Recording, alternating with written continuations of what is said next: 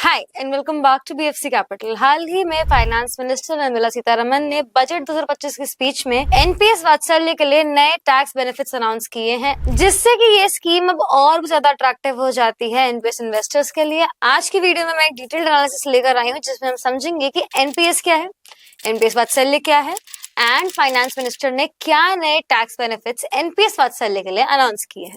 शुरू करते हैं आज की वीडियो को बिना किसी देरी के। एंड तक वीडियो ध्यान से देखिएगा ताकि आप कोई भी इंपॉर्टेंट पॉइंट मिस आउट ना कर दें। सबसे पहले समझेंगे एनपीएस क्या है। एनपीएस एक government backed retirement saving scheme है जो कि इन्वेस्टर्स को मौका देती है वो सिस्टमैटिकली अपने रिटायरमेंट के लिए सेविंग्स कर पाए।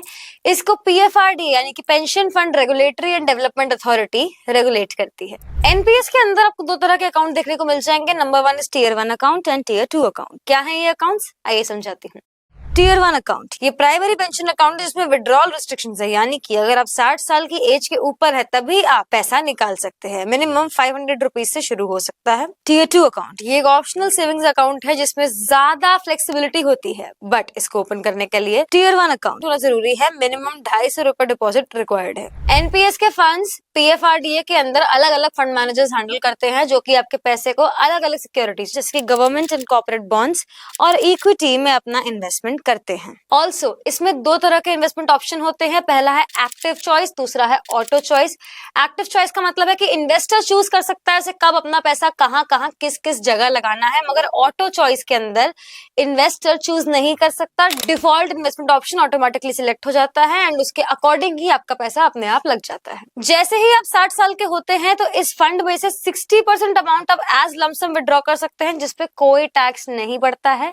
बचा 40% मंथली आपको पेंशन की फॉर्म पे मिलने लगता है, जिसपे जो टैक्स पड़ता है वो आपके इनकम टैक्स स्लैब के अकॉर्डिंग पड़ता है। तो ये था बेसिकली कि एनपीएस क्या होता है। अब आइए नजर डालते हैं कि एनपीएस वात्सल्य क्या होता है। एनपीएस वात्सल्य को जुलाई 2024 में बजट स्पीच के दौरान अनाउंस किया गया था। सितंबर 2024 को लॉन्च किया गया था। ये एक नई पेंशन स्कीम है जो कि पेरेंट्स एंड गार्जियंस को अपने माइनर बच्चों के लिए रिटायरमेंट सेविंग्स करने का मौका देती है। इस स्कीम के तहत पेरेंट्स या गार्जियंस अपने माइनर बच्चे के लिए एनपीएस वात्सल्य अकाउंट खोल सकते हैं और उसमें अर्ली रिटायरमेंट प्लानिंग स्टार्ट कर सकते हैं, जिससे आगे जाके उनके बच्चे का जो फ्यूचर होगा, जब वो बड़ा होगा तो वो फाइनेंशियली स्टेबल होगा, फाइनेंशियली सिक्योर होगा। आइए नजर डालते हैं इस स्कीम के कुछ बेसिक एंड की फीचर्स पे। सबसे पहला मिनिमम कंट्रीब्यूशन लिमिट 1000 रुपए की है, यानी कि आपको 1000 रुपए से इन्वेस्टमेंट स्टार्ट करनी है और मैक्सिमम कंट्रीब्यूशन की कोई लिमिट अभी तक सेट नहीं की गई है। Number 2 account conversion. जैसे ही आपका बच्चा 18 साल का हो जाता है ऑटोमेटिकली आपका एनपीएस वात्सल्य अकाउंट नॉर्मल एनपीएस एक रेगुलर एनपीएस अकाउंट में कन्वर्ट हो जाता है। Number 3 long term financial planning. Early retirement savings और कंपाउंडिंग के इफेक्ट के तहत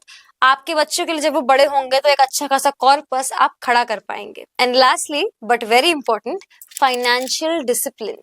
ये स्कीम बच्चों के अंदर काफी छोटी उम्र से फाइनेंशियल डिसिप्लिन इंस्टॉल करती है, एक रेगुलर इन्वेस्टमेंट हैबिट इंस्टॉल करती है। अगर आपको एनपीएस वात्सल्य के बारे में और डिटेल में जानना है और गहराई में जानना है तो मैं ऑलरेडी एक वीडियो से बना चुकी हूँ। You can click on the I button and you will be able to watch that video there. Also अगर आपको जानना है कि आप अपने बच्चे का एनपीएस अकाउंट कैसे खोल सकते हैं, क्या वो तरीके हैं, उसके लिए भी मैं एक ट्यूटोरियल वीडियो बना चुकी हूँ।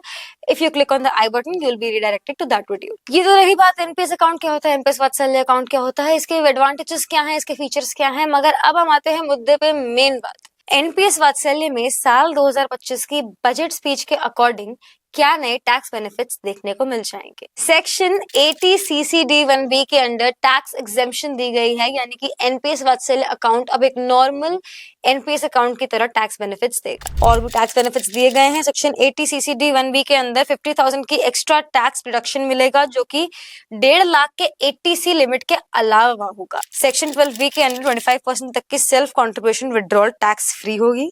सेक्शन 80 सीसीडी 3 के अंडर डेथ के केस में इनहेरिटेड पर्सन अमाउंट पर टैक्स रिलीफ मिलेगा। न्यू टैक्स रेजिम में ये बेनिफिट नहीं मिलेगा, यानी कि सिर्फ ओल्ड टैक्स रेजिम वालों के लिए एक्सेप्शन मिलेगी। एक और बात ध्यान देने वाली ये है कि न्यू टैक्स रेजिम, जो लोग न्यू टैक्स रेजिम को फॉलो करते हैं उनके लिए ये बेनिफिट नहीं मिलेगा। सिर्फ ओल्ड टैक्स रेजिम के अंदर ही ये एग्जेम्पशंस अवेलेबल हैं और इन एग्जेम्पशंस का मेन ऑब्जेक्टिव है कि लॉन्ग टर्म सेविंग्स को प्रमोट किया जा सके। नाउ प्लीज अंडरस्टैंड कि हम ऑलरेडी ये प्रूव कर चुके हैं कि 2025 में जो नए टैक्स स्लैब्स आए हैं उनके आने के बाद ओल्ड टैक्स रेजिम में रहने का कोई मतलब नहीं, क्योंकि न्यू टैक्स रेजिम में आप ज्यादा टैक्स सेव कर पाएंगे। लेकिन न्यू टैक्स रेजिम में एनपीएस वात्सल्य के ये टैक्स डिडक्शंस अवेलेबल नहीं है, यानी कि एनपीएस वात्सल्य में इन्वेस्ट करना इसलिए ताकि आप लॉन्ग टर्म सेविंग्स कर पाए, a very good idea, wonderful. मगर एनपीएस वात्सल्य में इसलिए इन्वेस्ट करना ताकि आप टैक्स सेविंग कर पाए या टैक्स बचा पाए, bad idea, not an ideal option. But फिलहाल के लिए अगर आपके मन में कोई भी सवाल है एनपीएस वात्सल्य, टैक्स बेनिफिट्स, इन सब से related, drop a comment below, our team will be happy to get back to you with all the right answers. Meanwhile, like this video, share with your friends, subscribe to our channel। जल्द मिलेंगे एक और video के साथ। Press the bell icon for instant updates।